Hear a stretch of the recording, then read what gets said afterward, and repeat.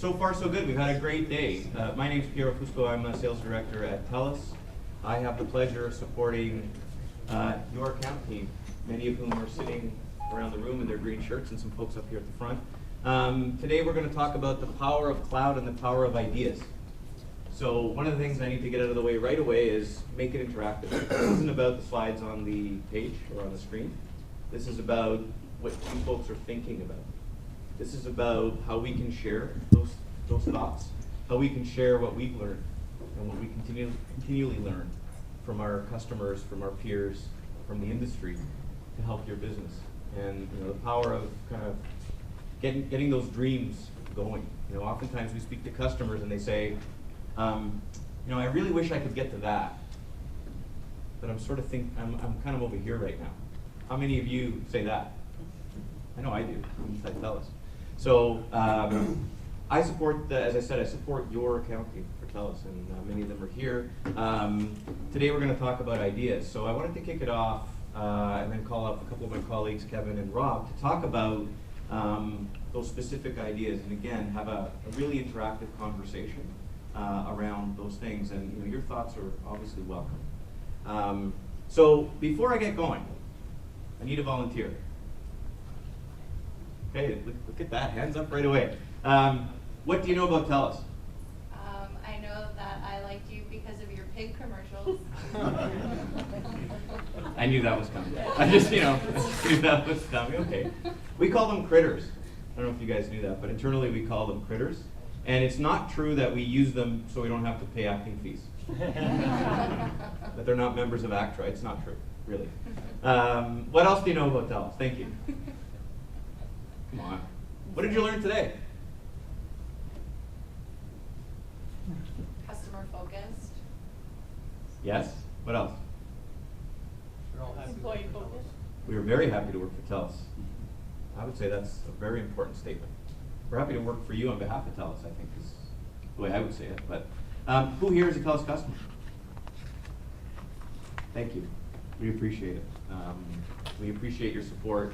Without you, clearly, we wouldn't be here, and without your thoughts and ideas, we wouldn't be able to innovate our company either. So why don't we get right into it? Thanks for your feedback.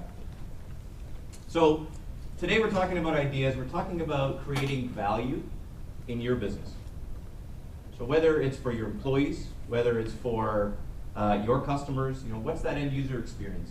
Growing new markets, creating a new business. The most fun thing we can do, and we talk about it all the time internally, is sitting in front of you, sitting with your customers, with your peers, in your industry, designing a new business for you, with you.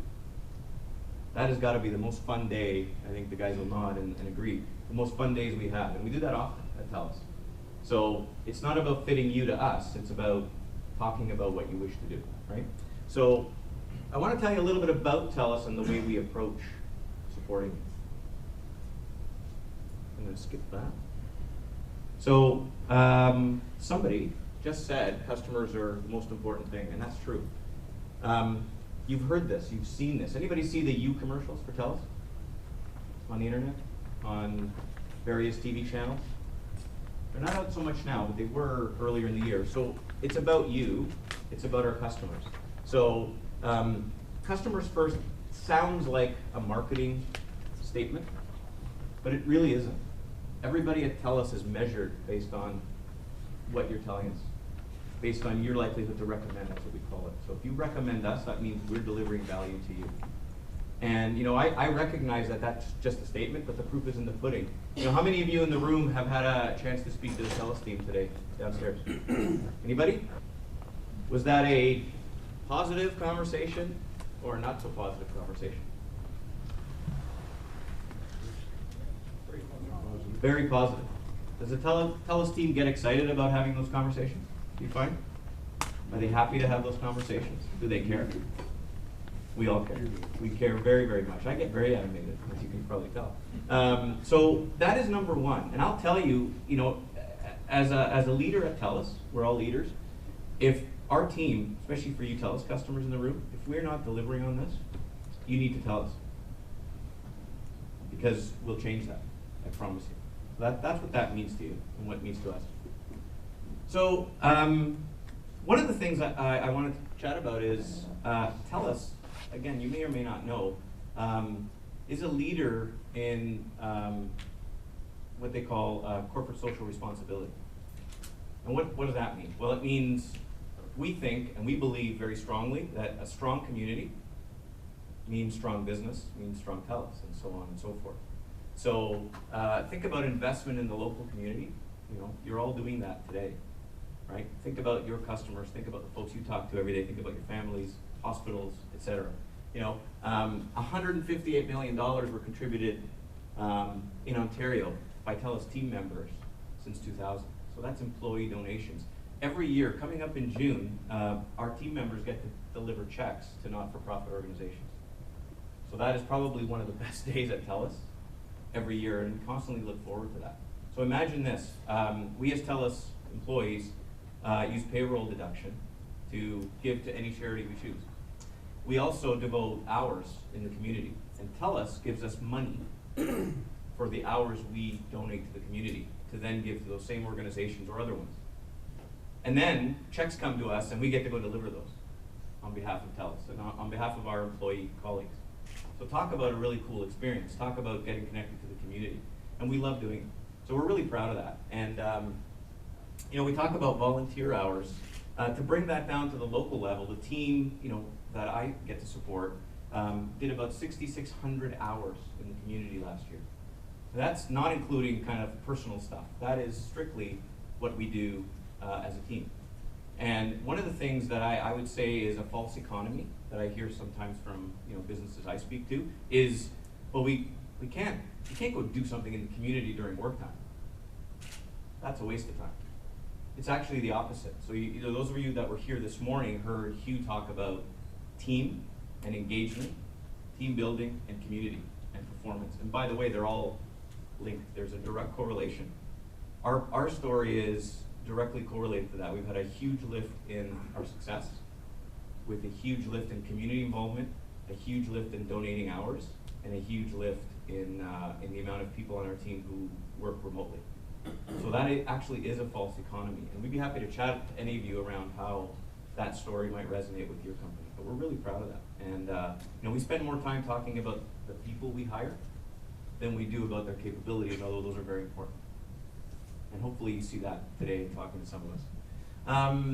You know, some of the logos at the bottom, I won't drain them, but you know, local, national, you know, it's easy to give the big check, right? You probably heard we give where we live, right? That's our philosophy.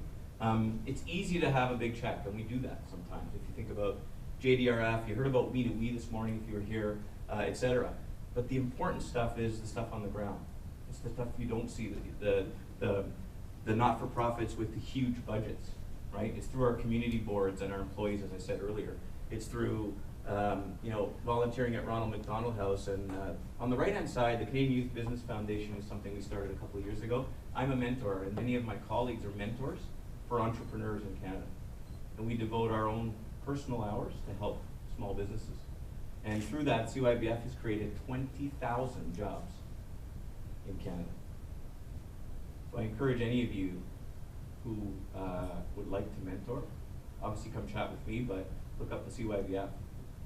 Fantastic work that they're doing, and it's really fun, and it actually makes me a better person and a better leader in doing so. And I think that's really what happens. Our team becomes stronger, we care, and we are better able to provide value to you through doing this and building a stronger community. So, a map of Canada, what does that mean? That means Telus is a national company. Telus has national infrastructure. That means those dreams we're talking about, those ideas that we're talking about that we'll see later with Rob and Kevin, and that you've been talking about downstairs, can be delivered through a national network. That's wireless and network together holistically. What does that mean? That means it's just data. It's just voice. And you can do practically anything you want to do on any device, anywhere, anytime, to deliver that experience that you want to deliver to your customers and to your employees. That's what that says. It also says that Telus has invested over the years in the best technology to be able to do that. It's a very capital-intensive industry that we live in telco. And we need to do that to continue to deliver that quality. So as much as we complain about network sometimes, just generally even as consumers, the fact is Canada has the highest quality networks in the world. Full stop. Anybody go across the border in Rome? Rome on AT&T? Yes. How's that experience? So, Not great. So think about geography, think about reaching a disparate population and delivering that quality. That investment is huge. The other thing is you can see connections to the United States. So if you're thinking about creating a new business and expanding outside of sort of your local area, there's the conduit. You can kind of overlay your ideas around technology, whether it's wireless or network or wireline, as we say, anywhere you want there. The other thing too that we're seeing with customers is they're thinking about wireless as a prime and not a backup. So besides kind of your cell phone or your device or your tablet or iPad or what have you, wireless can now become a prime for your business and a really strong backup for much of your network. So I don't know how many of you have considered doing that, but that day is already here.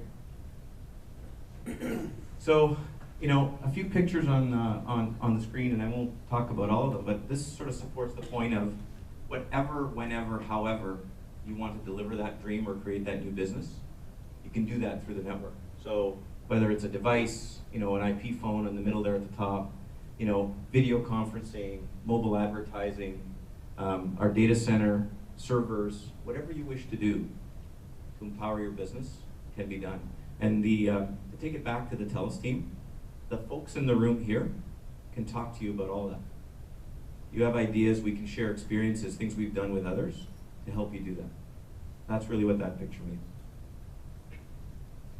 Lastly, these are the folks in the room who are here to support you. So my ask of you is talk to us. If you haven't already, or if some ideas sort of get knocked around in your brain after this session or from other sessions, we're here all day. We're here, we're local. A lot of folks on the team live in the area. I'm not too far away. We'd be happy to have a conversation. We'd be happy to have an idea session. We'd be happy to just talk about things you're thinking about to help. So without any further ado, I'm just going to stop. Are there any questions about, I went through that pretty quickly. I want to get to Kevin and Rob. But are there questions, thoughts, concerns? Is that valuable? Do you know a little bit more about Telus now? Okay, that's what I wanted to accomplish. So without any further ado, I'm going to have Kevin come on up. Kevin's going to take us through a little discussion on the cloud, which is actually quite simple. So thank you everyone for having us here today. I wanted to start off by asking a question. The question is, what is cloud? So can anyone give me an idea of what they think cloud computing is? Basically storage online. Okay, anybody else? Okay, so I bet if everyone was to say what their thought of cloud is, every one of you would have a different answer. So what I thought we would do is maybe play a little game to start off. That's true or false. So in this kind of see where people's head are at with cloud computing. So if I was to say to you, question number one, 30 to 40% growth in adoption rate annually over the next 5 years. Would that be true or false? true. Correct, it's true. Cloud is probably the fastest growing IT solution in the market today. In fact, I bet you a lot of you are already using cloud solutions today and not knowing it. I mean, if you have an iPad as an example, you're using cloud through the App Store, through iCloud, so on. If you're using Dropbox, anyone have a Samsung phone? You're using Dropbox most likely. These are all cloud solutions, and why these solutions were so easy for you to adopt is because they were simple, they're easy for you to use, easy for you to navigate, and from an IT perspective, it's easy for IT departments to deploy them. So that's why the adoption rate is growing so fast for cloud computing. So here's another big one. Cloud services are cheap. True or false? Both. The actual answer is both. Cloud done right is a cost-effective solution for any IT department. Cloud done poorly, it can actually be more costly than a traditional model. So let me give you an example. If an IT person is going to build a new environment and doesn't grasp the full capabilities of cloud computing, what are they going to do? They're going to try to build it out the same way they would a traditional server. They're gonna over-architect it and plan for growth. That's not the way cloud is meant to work. Cloud is meant for what you need today and allows you to have the rapid growth when needed. So for example, if you need a server that has 1 gig of RAM, don't build it out with 8, okay? If you build the cloud out properly, cloud can actually be a very cost-effective solution to deploy. So the next one obviously is cloud services are less secure. True or false? Correct, false. Cloud services are extremely secure. If you're dealing with the right provider, obviously. With a company like Telus, we have full layers of security within our facility, and cloud can be actually as secure as any other environment out there. Cloud is for big businesses. True or false? False, exactly. Cloud computing is really designed for any organization. Cloud allows companies to become more nimble, and it allows, in most cases, small organizations to actually be able to look at an outsourced model or being able to expand their business. Traditionally, when you're looking at having to go the old-fashioned way of buying hardware and procuring it, a lot of small businesses couldn't afford the expansion to be able to grow their business. Now with cloud computing and the low-cost entry point, more and more small businesses are able to expand their business. So the next one would be cloud services are less reliable. True or false? False. Correct. It is false. Cloud services can actually be more reliable than any physical server infrastructure in the market. If you think about, once again, typical IT, they have a very strict budget.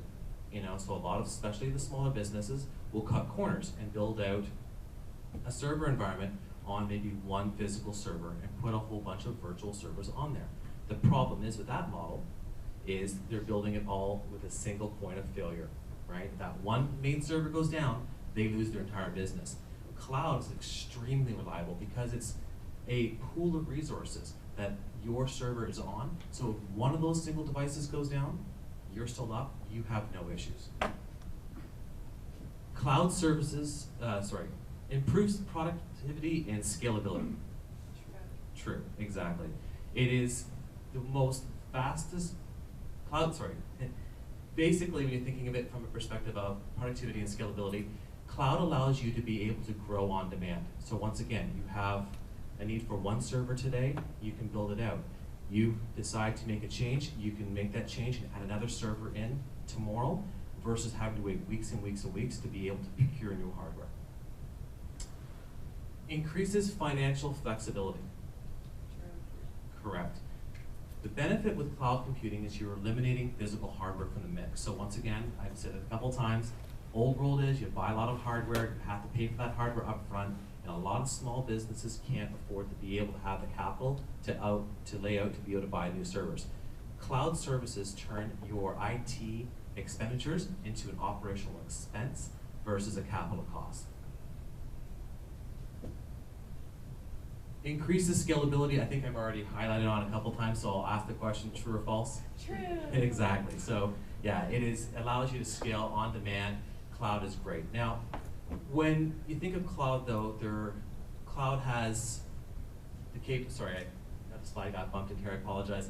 So what I wanted to kind of just point out is the fact that Telus has the capabilities of being able to provide cloud services. And one of the key advantages of Telus is that we have a national map that shows that we have 10 commercial data centers across Canada that are all geographically diverse. So what that means is you can have your environment in any one of our data centers across Canada. So if you're looking for expansion, you can have your facilities there. Or if you're just looking to be able to provide from a disaster recovery perspective, if you want to have it in a separate province, you can do so.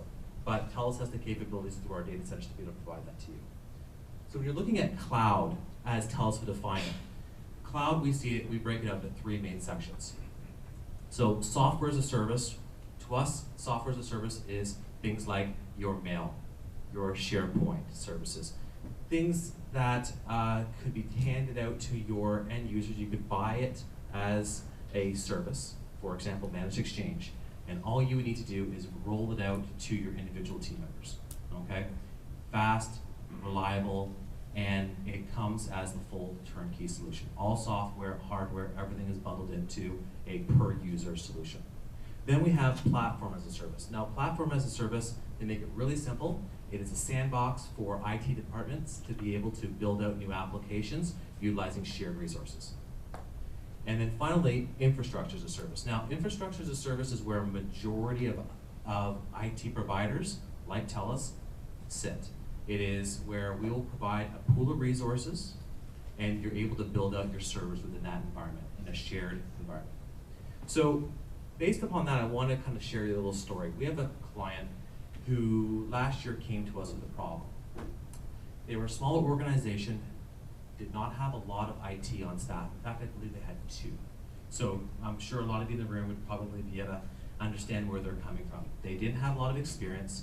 They needed to roll out a new environment, which was an SAP environment. So if any of you have ever dealt with SAP, you'll know that it's extremely complicated, and if you don't have the right people on staff, it can go badly.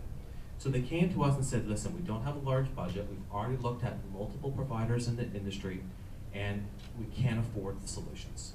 So how? So we started looking at what we could do, and we started looking at the capabilities of their own people, as well as the capabilities of what Telus can provide. And we could have gone a traditional model where SAP has always lived, which is on a physical server, and lots of them, and extremely expensive. But we started looking at it from a perspective of this client's need to be at a price point where they can afford and give them the capability to expand as they need it. So we looked at cloud computing, which is our agility product.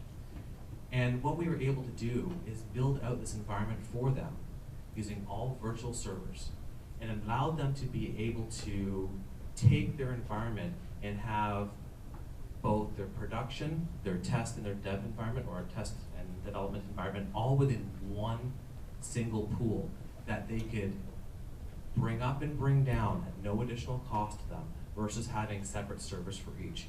It actually brought them, this solution actually brought them under their budget, and then with support of Telus' professional services, we were able to deploy it.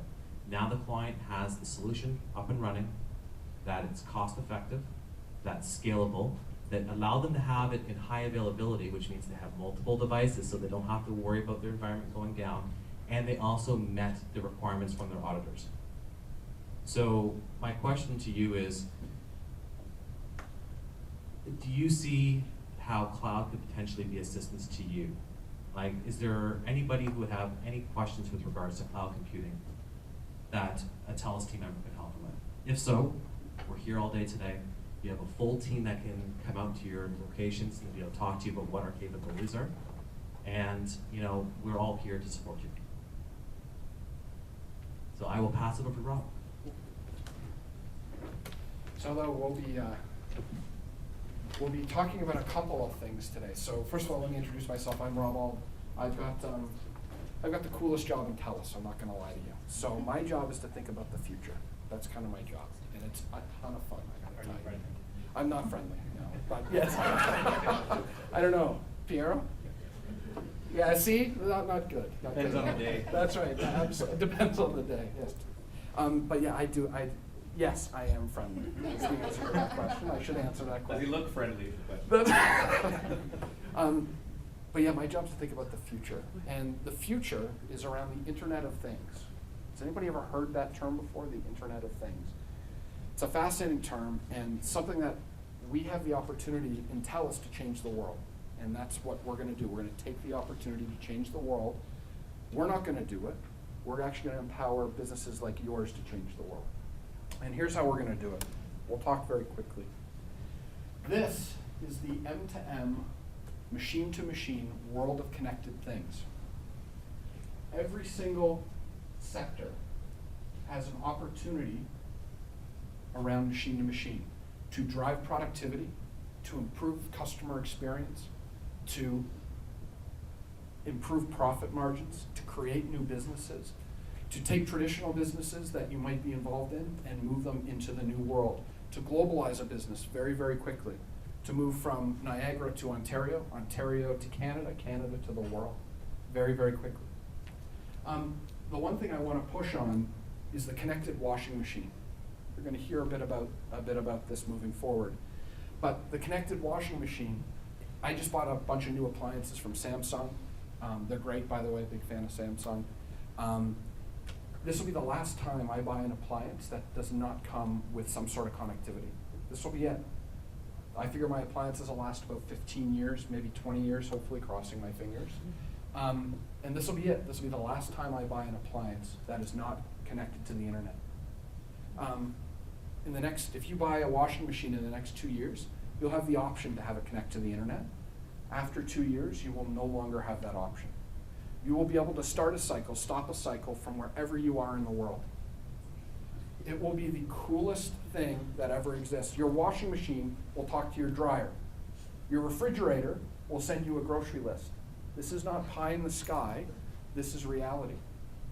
Every day, instead of having my wife call me saying, go get milk, my refrigerator will email me and say, go get milk. I don't know what I prefer. You will ignore that too. You'll ignore that too, Rob. Yes, But will the clothes from the washer get in the Yeah, dryer? that's by that's the now? problem. You gotta figure out We need that the piece. connected conveyor belt from Absolutely, the dirty. from the dirty, that's right Yeah. in, and away we go. Yeah. I just bought a new house and it's a mess. It's a fixer-upper. I'll be 10 years in fixing it. But the first thing I bought was a Nest thermostat. Has anybody heard of a Nest thermostat?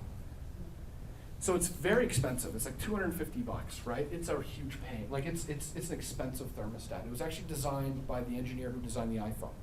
It is the coolest thermostat in the entire world, and it is the thermostat that is changing the world.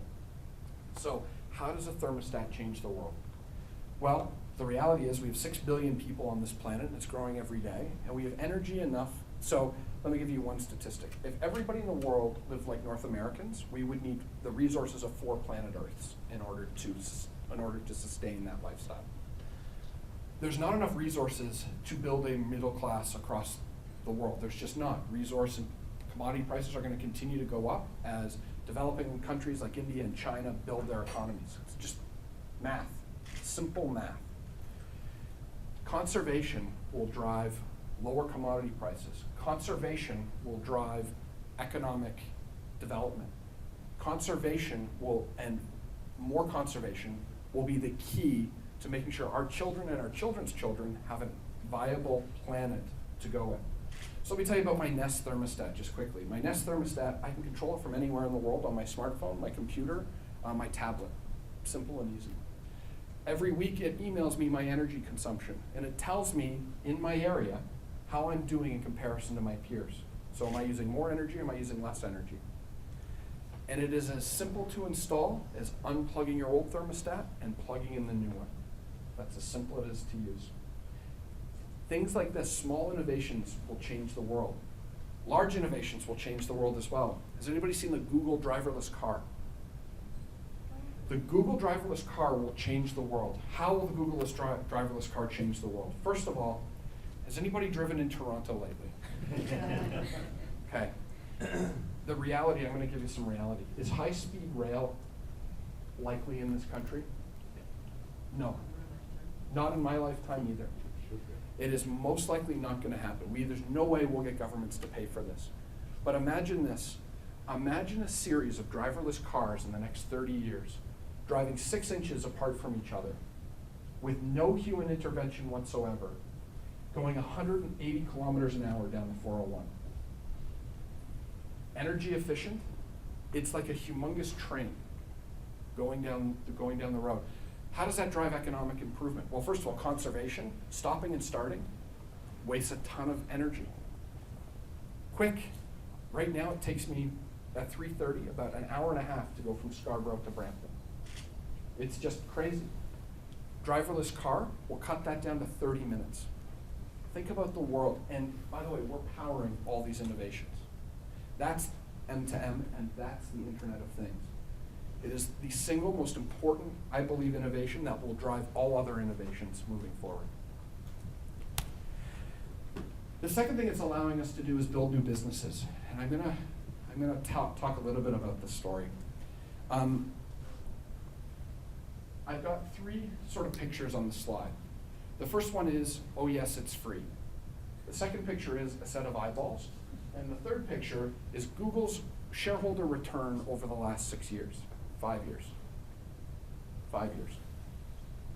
Why do I tell you these things? Google is a fascinating organization that gives everything away for free. We have a problem in advertising today. Here's the problem in advertising. I watched the hockey game the other night. I'm going to tell you how I watch TV. I'm going to tell you how my kids watch TV. I watch TV like this. So I record the hockey game at 7:05, and I start watching the hockey game at 7:45. Why do I start watching the hockey game at 7:45? Does anybody know? Because I don't want to watch commercials. Full stop. So what I do is I start at 7:05, and by the end of the game, I'm caught up to live TV. More and more people are watching television like me. Television advertising is dying a slow and painful death. Content does not drive eyeballs. Content drives eyeballs, but it's not driving advertising. So what does content look like in the future? Let me tell you how my kids watch TV.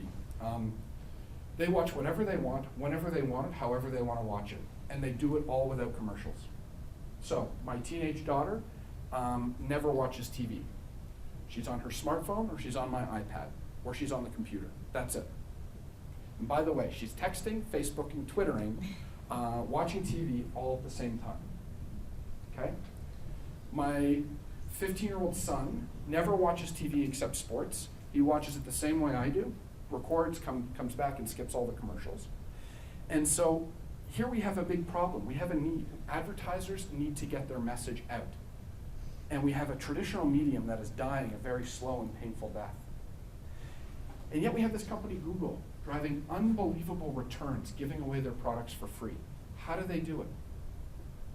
Because when you go to the internet and you search for something, they have a captive audience, and an audience that's searching for something specific. So think of it like this. I'm interested in a new car, and I go online and I go to Google, and I type in there, I'm interested in a new car. Well, what ads pop up? General Motors, Audi, BMW, and the more information Google has on me, so for example, I'm a male, I'm between 30 and 40, I make X amount of dollars. They can sell my eyeballs back to those vendors. I'm more likely to buy a Chevrolet than I am to buy an Audi. I have 4 kids, so I'm most likely not going to buy a 2-seater, I'm going to buy a minivan. Yes, I'm depressed as well. But now if you're Chevrolet, or if you're Chrysler, and you know that I have 4 kids, you know directionally how much money I'm making, and you know that I'm looking for a new car, how much money will you spend to advertise specifically to me? I'll tell you one more story about eyeballs and the power of eyeballs. Has anybody ever watched Peachtree TV? Has anybody ever watched Peachtree TV? I'll tell you a quick story. I can tell you all the deals in Atlanta, Georgia from car dealerships. Every single deal, right? Fox is another, Fox 29, the guy across in Buffalo who you can buy a car. It's huge, that guy. Every time I watch that program, he's paying for my eyeballs. So here's my question. Am I likely to buy a car from the guy in Atlanta? No. But he's paying for me. How does that make sense in this world today? And you're going to see what we can do about it. So let me tell you about 3 industries that are essentially old world industries and some ideas that we at Telus have to move these industries around. The first one is the ATM. This is a fascinating business. We deal with a lot of ATM vendors. Let me tell you something about the ATM world. It's dying a slow and painful death. No one wants to spend $2.50 to get their transaction. So here's our idea. Let's give the ATM away for free. What do you have in an ATM? You want money, right? What do you need to do? Think about what you need to do. You need to swipe your card. You need to punch in a PIN number. How long does that take? 30 seconds? Well, wait a second.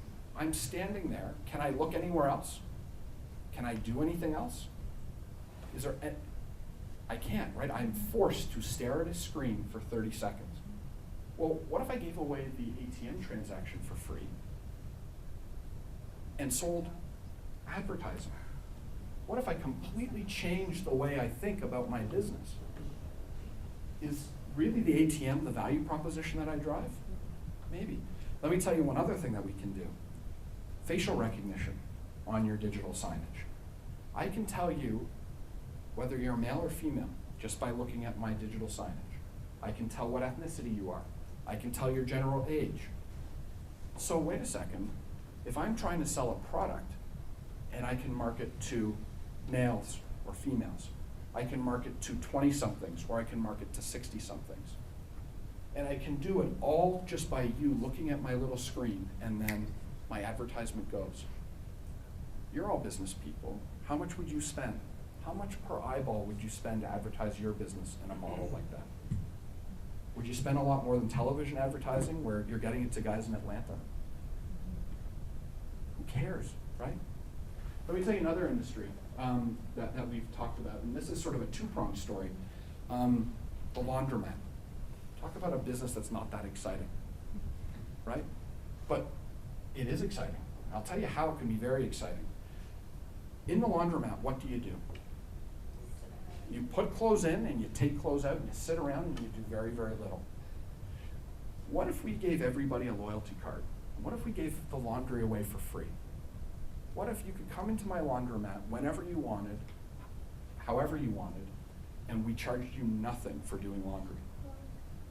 But in exchange, you have to watch a 30-second ad on every washing machine that you use. Who would take that deal? Think about university students. Who would take the deal when you're in a dorm room, some crappy dorm room, they do laundry once a month, right? Who would take the deal that I don't need to think about quarters, I don't need to think about anything, but I swipe a card and they give me all my laundry for free? What information would you give in order to do that? Would you give your name? Would you give your age? Would you give how much money directionally you make between certain bands? Would you give what products you've bought? Would you give what products you're thinking about buying? Think about that, laundromat. We're talking not an exciting business at all. But let me tell you what else you can do with this. Service calls in the laundromat industry are a big deal. So not only can you use our network and our technology and the Internet of Things to drive eyeballs and build businesses, you can also use it to improve your productivity. So rather than sending out service calls all the time, connect all your devices together to figure out what's causing the problem. Come prepared with the part that you need in order to fix it right away. Remote diagnostics, incredibly important to this industry. So in about 30 seconds, with a very simple piece of technology, we take a business that is dying, slow and painful death, and we've got everybody in this room saying, well, wait a second, I would advertise. I would advertise if I could get my product directly to my target market. The last one, vending machines. Vending machines in this country suck. I don't know how else to say it. I can't be nice about it. It's difficult to use. I'll tell you a quick story. So in our office, we have vending machines in every floor. So we have about 30 floors in downtown Toronto. We've changed our vendor for vending machines, and here's what they found. In the last month on our floor, people bought 5 candy bars. 5. That vending machine is not making a ton of money. It's probably costing that poor company way more money to send the person out than it is to just have it there. But what if you gave away the candy bar for free? What if that wasn't your product? What if you gave away the apple for free? What if you gave away the banana for free? What if you did it all for free? What would you give up as a consumer to get that for free? Would you give your name? How much would you give up? And then imagine advertising around your target market. And again, same thing applies here. Rather than having to go out and see that 5 people sold 5 candy bars, use this to call out to get new stock. Finally, the one thing that we're very passionate about Telus is healthcare. And I talked about changing the world, and now I'm going to deliver on how we're going to change the world. We're not going to do it, we're going to do it with companies like yours. We're going to empower companies like yours to change the world. Here's some reality. In the next 15 years, the Ontario government will have a choice between funding education and funding healthcare. Which choice do you want them to make? They can't do both. Full stop. That's all the projections, that's what it shows. We're in trouble around healthcare in this country. We just are. We wish that we weren't. We have probably the best healthcare system in the world, but we can't afford it. So taxes have to go up. Something has to change around our healthcare system. We have to get more efficient. We have to get more productive. Let me tell you just a couple of stories. My uncle runs a company that measures the impact of Alzheimer's on patients. So who here has been impacted by Alzheimer's in some way, shape, or form? So let me tell you a quick story about my grandma. My grandmother was the most wonderful person in the world. She lived with us for the entire time I was growing up, and she would sneak me cookies, as you can tell, probably not a great thing, but great when I was a kid. But she was the most wonderful person in the world. She got Parkinson's and she got Alzheimer's. Terrible, horrible disease. Took her away. We kept her at home as long as we possibly could, and there was finally a time when we couldn't keep her at home anymore. And when she moved from our house to the home, that was the moment that she stopped being grandma. I don't know if you've experienced the same thing, but the downhill trajectory the minute she went into the facility was unbelievable. Here's some tough reality beyond the emotions of that story. Here's some other tough reality. The cost of taking care of her grew exponentially the second we put her in that facility. Why did we put her in the facility? Is it because we didn't care? No. Is it because, we thought that it would be better for her? No. We put her in the facility because there was no other choice. There wasn't another option. The facility was the only choice because we couldn't monitor her. If she left the house, she would get lost. She couldn't remember her way home. We couldn't monitor what her daily activities were, and the only other choice was for my mom or dad to stop working and focus on her. Which, by the way, if you think about cost to the system, exponentially increases that cost as well. You lose all the tax revenue from one of my parents in order to do that. So, here's what the future can look like. Here's what we know from my uncle's organization, and here's what we know from all the studies that they've done.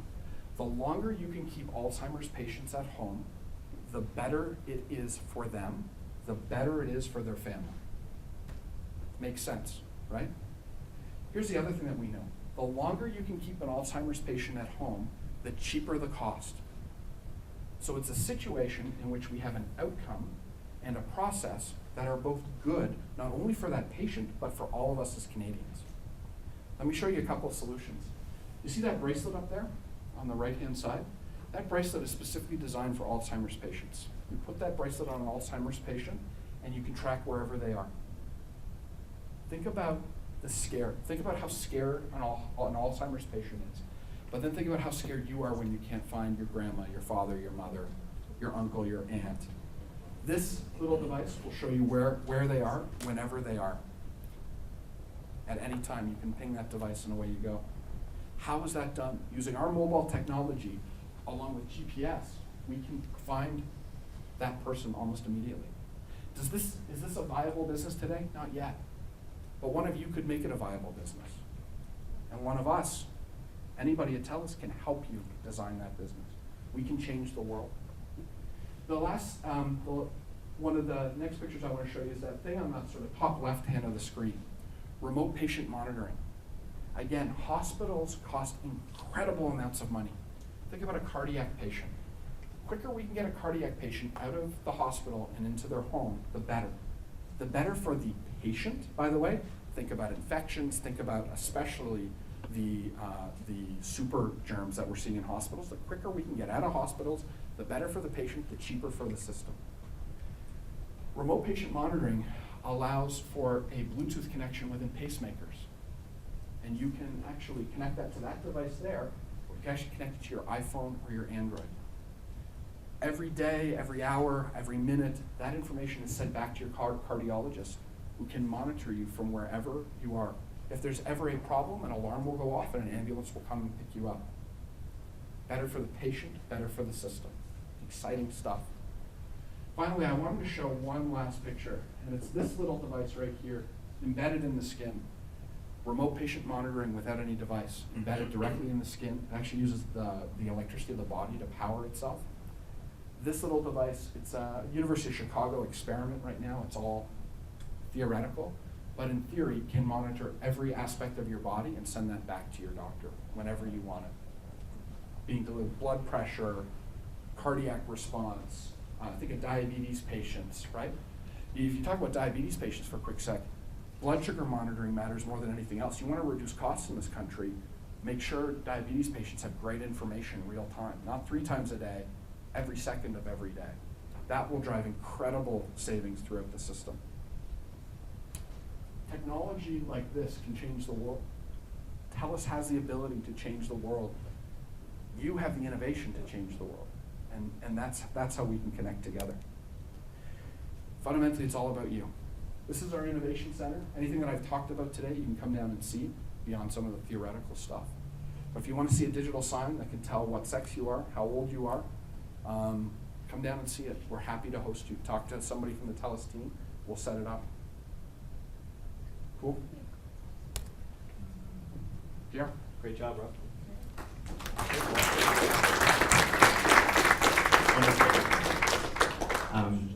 That was great. So before we move on and wrap, are there questions for myself, Kevin, or Rob? Not one question.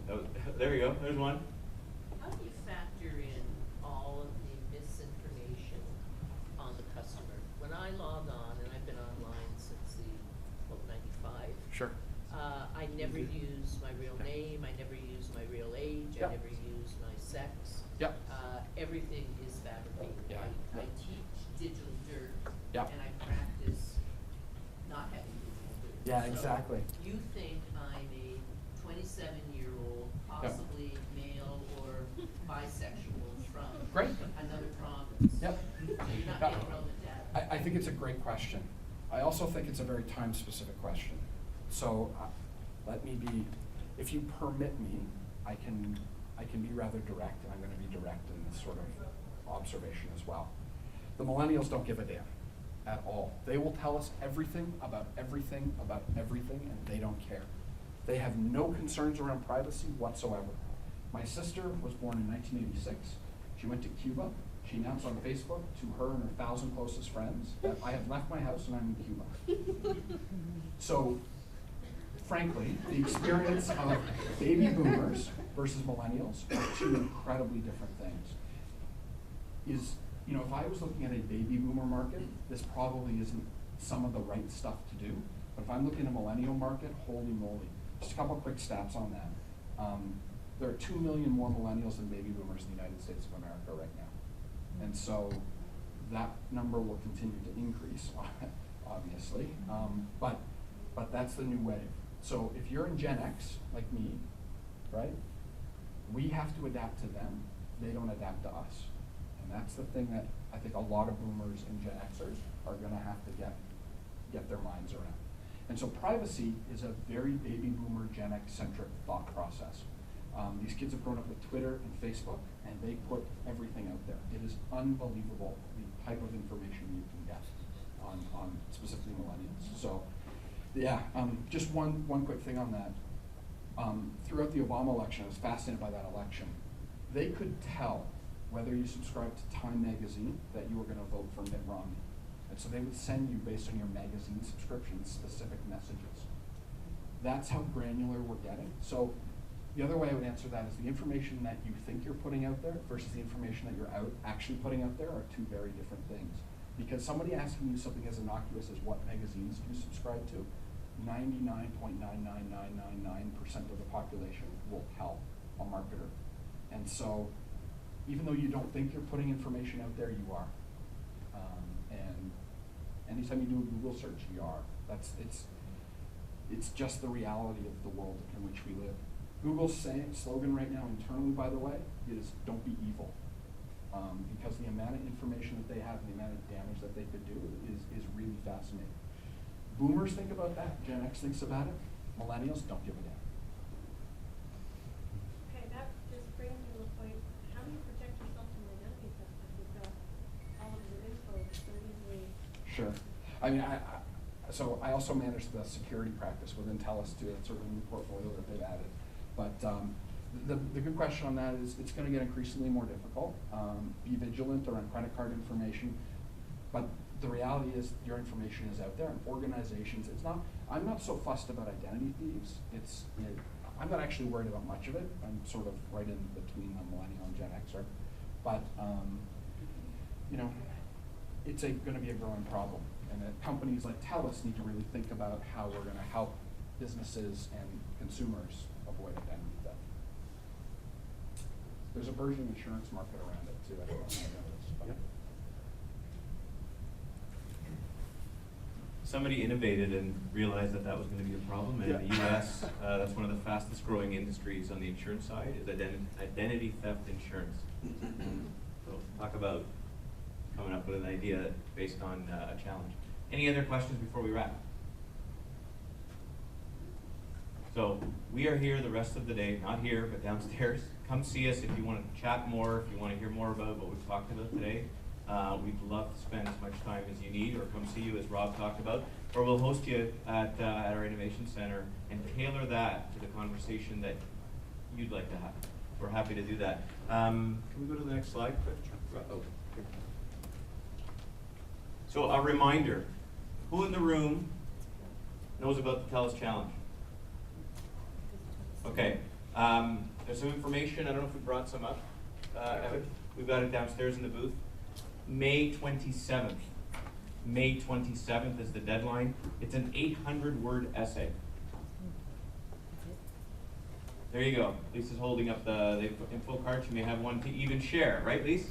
Absolutely. All right. $100,000 for Glassopolis transformed their business in many of the ways Rob described. Glass.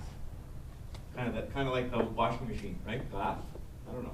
But there's some cool videos on our YouTube channel around Glassopolis in case you want to have a look. So please, please, please ask us about this. Please, all of you could have a chance to win $100,000 for your business, and we want to give it away. And now, prizes. Courtesy of our friends at BlackBerry, we have a brand new BlackBerry Z10. First question, does everybody have their business card in the box? Everybody? Anybody? Did we miss anybody? Oh, we missed somebody. Evan? Who did we miss? We missed a few people. Let's get those cards and then, Anybody? Rob, why don't you do the draw?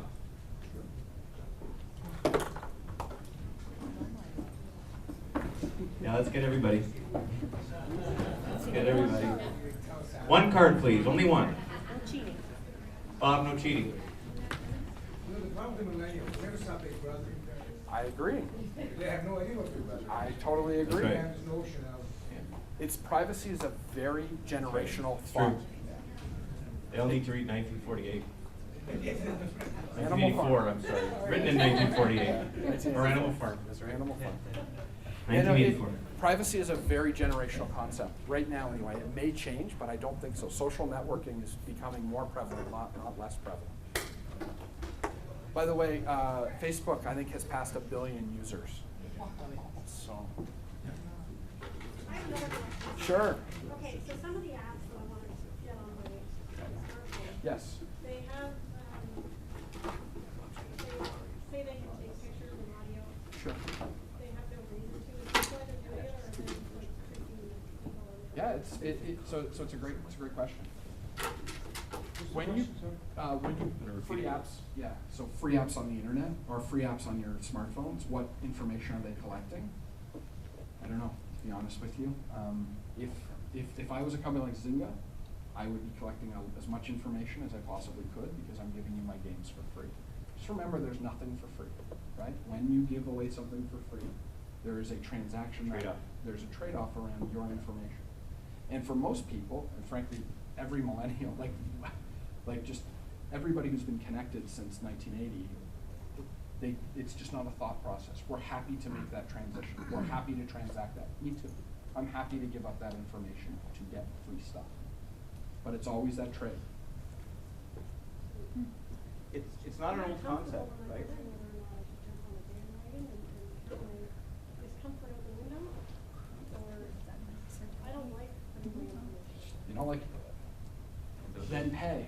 Yeah, then Right. then that That's then the trade-off. That's the trade-off. It's not right or wrong, it's just Yeah. trade-off. It's not an old concept though, in one sense. If you think about it, TV Correct. is a trade-off, right? I pay for cable, I don't really pay all the costs of those shows, but I pay with my time, those 2 minutes or whatever it is between Right. shows, I pay for that. So it's a 22-minute show versus 30, right? So there's a trade-off there too, just not a different medium. Absolutely. And that old medium isn't working anymore, and the new medium really is. as evidenced by Google's unbelievable profit. Okay.